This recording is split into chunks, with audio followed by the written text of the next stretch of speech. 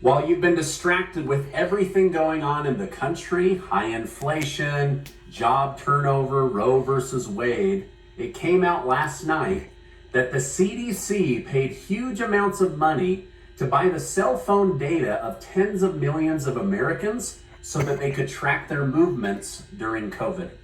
Or in other words, the CDC has now been revealed thanks to a FOIA request, which is the Freedom of Information Act, had to admit publicly that they spied on the American people in order to ensure that you were complying with their guidelines, many of which have now been changed or have been admitted as not being very helpful.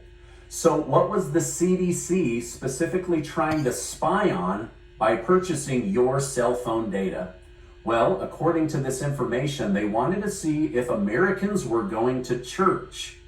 They wanted to see if you were going to schools, and they wanted to see if you were visiting your neighbors.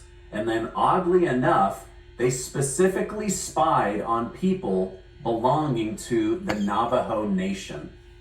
The mechanism by which they do this is called data harvesting. According to the Freedom of Information Act paperwork obtained by the group Motherboard, the CDC bought the tracking data of tens of millions of Americans and were daily monitoring their movements and their behavior. So if you live in America and you have a cell phone, you were most likely spied on to see what you were doing.